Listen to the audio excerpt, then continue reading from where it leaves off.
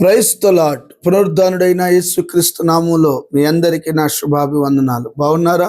యేసయ్య మీ అందరినీ దీవించునుగాక. అనుదిన వాత్సల్యత నేటి వాక్య ధ్యానాంశాన్ని ఉదయకాలం ధ్యానించుకుందాం రండి. పరిశుద్ధ బైబిల్ గ్రంథంలో నుంచి 118వ సంకీర్తన 6వ వాక్య భాగాన్ని నేను చదువుతాను. వీలైతే బైబిల్ తెరిచి వాక్యాన్ని గమనించండి. యెహోవా నా పక్షమున నున్నాడు, నేను భయపడను. నరులు నాకేమి చేయగలరు? దేవునికి స్తోత్రము కలుగునుగాక. దైవజనమా, చదవబడిన ఈ వాక్య భాగంలో నుంచి దేవాతి దేవుడు మీతోనూ మీ కుటుంబాలతోనూ ఈ వాక్యం వింటున్న ప్రతి బిడ్డతో నా దేవుడు మాట్లాడుతున్న ఒక చక్కటి మాట ఏంటో తెలుసా? నేను ఎవరికి భయపడను, ఏ నరుడుకు నేను భయపడను, ఏ శత్రువుకి, ఏ సమస్యకి నేను భయపడను. ఈ భూప్రపంచాన్ని ఏలుబడి చేస్తున్న ఏ రాజు అయినా, గనులైనా, గొప్పవారైనా నేను భయపడను. ఏ విషయంలో ఈ మాటను ప్రస్తావిస్తున్నాడు ఈ భక్తుడు? యెహోవా నా పక్షమున ఉండగా. ఏమండి, దావీదు గారు జీవితంలో లోకమంతయు 10,000 మంది దండెత్తి నా మీదకి వచ్చిన అపాయము నా ఎద్దుకు రాదని చెప్పగలిగే ఆ కాన్ఫిడెన్స్ ఏందంటారు? దేవుడు నా పక్షమున ఉన్నాడని అతను గుర్తించాడు. ఈ వాక్యం వింటున్న దైవజనమా, ప్రతి చిన్న దానికి ఉలిక్కి పడిపోతున్నావు కదూ, ప్రతి చిన్న సమస్యకి కంగారు పడిపోతున్నావు కదూ, ప్రతి చిన్నదానికి నీ నోట్ల నుంచి వస్తున్న ప్రతి మాట ఏంటంటే చావే మేలనుకుంటున్నావు కదూ. నీ కళ్ళతో ఎన్ని కార్యక్రమాలు ఈ భూమి మీద చూస్తూ ఉన్నావు, అయినా నీకు ధైర్యం కలగట్లేదు. ఏవండి, ఒక నరుడు నమ్ముకుంటే సిగ్గుపడిపోతావు, ఒక రాజును నమ్మితే సిగ్గుపడిపోతావు. ఎవరు నీ పక్షమున ఉండగలరు? రాజులు ఉన్నారంటే వారి దగ్గరికే నువ్వు వెళ్ళాలి, గొప్పవారు ఉన్నారంటే వారి దగ్గరికే నీవు వెళ్ళాలి. కానీ సృష్టికర్త అయిన దేవుడు, రాజులకు భూపతులకు అధిపతి అయిన దేవుడే నీ కుటుంబం పక్షాన, నీ పక్షాన ఉంటాను, యుద్ధం చేస్తాను అంటాడు. Praise the Lord. ఇంతకీ మాట చెప్పినది ఎవరు?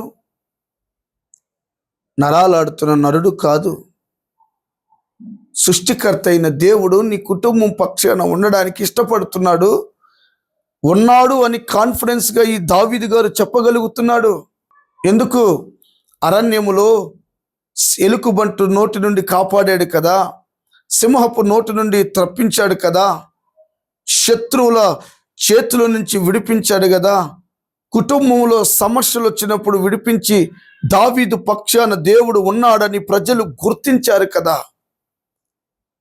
ఒక్క మాటలో మీకు అర్థమయ్యేలా చెప్పాలంటే, 8 మంది సంతానంగా ఉన్న దేవుడి తను కోరుకున్నాడని సమూయేలు ప్రవక్త ద్వారా నూనె పోసి అభిషేకించిన దావీదుకి దేవుడు తోడుగా ఉన్నాడని, అతని పక్షమునే నిలిచి ఉన్నాడని దావీదు గుర్తించాడు.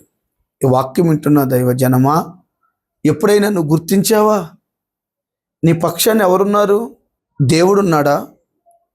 భూపతులున్నాడా? ఆస్తిపాస్తులు ఉన్నాయా? స్నేహితులు ఉన్నారనుకుంటున్నావా? బంధువులు ఉన్నారనుకుంటున్నావా? నాకేం పర్వాలేదు, నా భార్య ఉందనుకుంటున్నావా? నాకేం కాదు, నా భర్త ఉన్నాడు అనుకుంటున్నావా?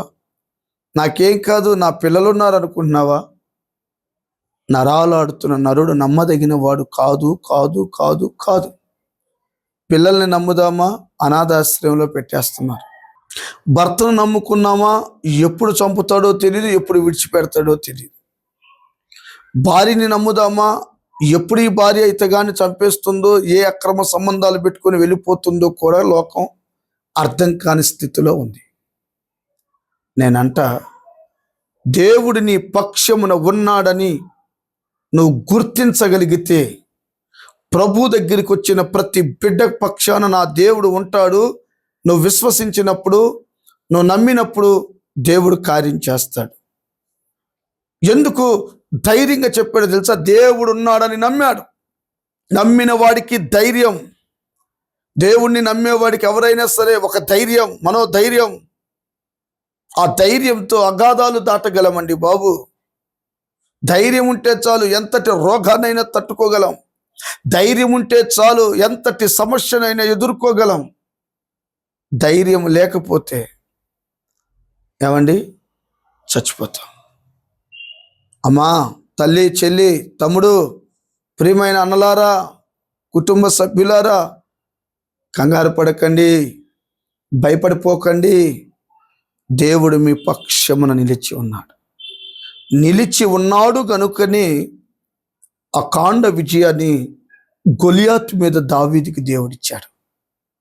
చిన్న రాయి, పెద్ద యుద్ధం, అఖండ విజయం. ఈరోజు నీ జీవితంలో కూడా చిన్నగానే నువ్వు ఉన్నావు. శత్రు పెద్దవాడు, సమస్య పెద్దది.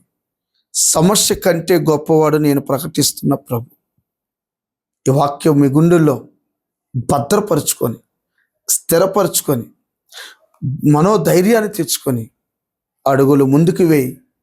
ఎర్ర సముద్రం లాంటి సమస్యలు కూడా దారిగా చేసి అద్దరికి నిన్ను నడిపించి నీ కుటుంబం ద్వారా మహిమను ప్రభు పొందుకొనును గాక. ఆమేన్. ప్రార్థన చేసుకుందాం. ప్రేమ కలిగిన మహాపరిశుద్ధుడు అయిన తండ్రి, ఈ వాక్యం వింటున్న బిడ్డలందరికీ నా పక్షమున దేవుడు ఉన్నాడని నమ్మి విశ్వసించి మనోధైర్యంగా ముందుకెళ్ళే భాగ్యము దయచేయండి. యేసు నామమున అడుగుచున్నాము తండ్రి. Amen. Thank you. God bless you. దేవుడు మిమ్మల్ని దీవించును గాక. ఆమేన్.